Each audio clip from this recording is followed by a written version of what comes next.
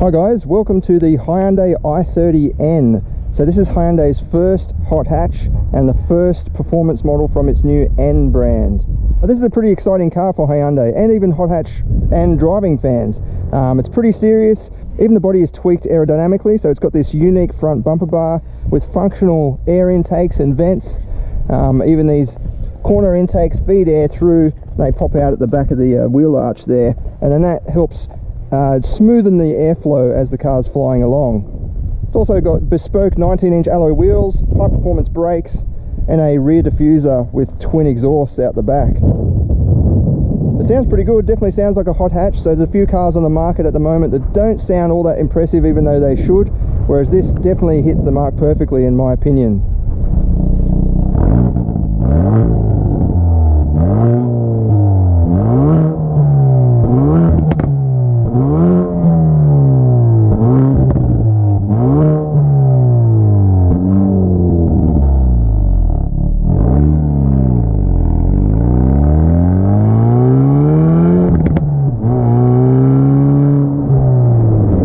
From the back, I think it looks the best. It looks pretty fat, looks pretty wide, and I love these wind shearing sort of fins that shear the wind as it trails off the back of the car. Let's have a look inside. So inside, this is the base model, so you can get an optional luxury pack which comes with sort of leather sections on the outside and suede or Alcantara and electric adjustable seats, but this is just the base model. I think these seats are quite good. Even though they're not leather, they sort of breathe a bit better. Now once you're inside, it's pretty much a Hyundai i30 in here. There's nothing that really screams out at you to say that this is a performance model, except for the gear shifter, which is pretty cool. It's got a little N badge on it, and it's got these two drive mode buttons, including one that has a racing flag on it, which gives you a bit of a hint of what's going on. Let's start it up. So as you can see straight away, it's got that nice burbly bass that you want from a hot hatch. The definition of a hot hatch to me is something that can be used every day. It's quite practical and comfortable, and that's what this does perfectly. It's very comfortable, easy to drive, easy to see out of, but also it's got that thrilling drive experience. And in the back, it's just a regular i30, so you've got a decent amount of room, got a little pop down armrest as well. It's pretty comfortable. I'm not going to be complaining for headroom or legroom even. It's quite nice. On one hand, it is good that Hyundai hasn't fit Recaro seats or anything like that, some sort of aftermarket seats, because they're quite space efficient. So they've still got plenty of room. There's not some big backboard on the back of the seats, and you've got map pockets as well. Cup holders in the doors. Yeah, it's pretty good. It's one of the most practical hot hatches in my opinion. We'll check out the boot. So again, this is regular i30. There's nothing really drastic that's changed except the massive strut tower brace that's at the back there. So when you do fold the seats down, there is a bit of a step already just from this distance here, but then you've got that bar as well, which is going to hamper, you know, loading larger items a little bit. Then under the bonnet, you've got a 2-litre turbocharged 4-cylinder engine producing 202 kilowatts and about 350 newton meters. It does have an overboost function that provides 378 newton meters for short periods. So it sounds like they're having a bit of fun out there on the track, so we'll go out there and see how it handles. I'll try and do a lap time for you with the V-Box, but this is the first time I've been to this track, so I'm not sure if I'll be able to put in a really good time, but hopefully it will give you a bit of an idea of the performance.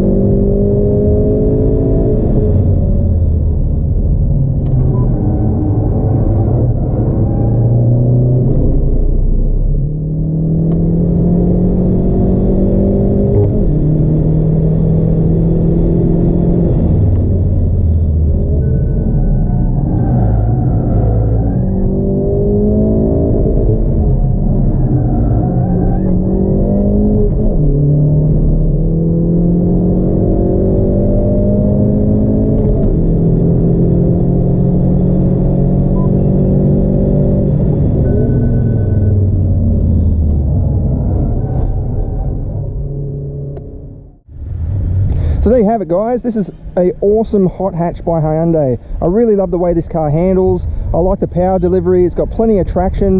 That limited slip diff really hooks up very nicely, and it sounds awesome. In terms of practicality, I love the seats. I love the room that's inside.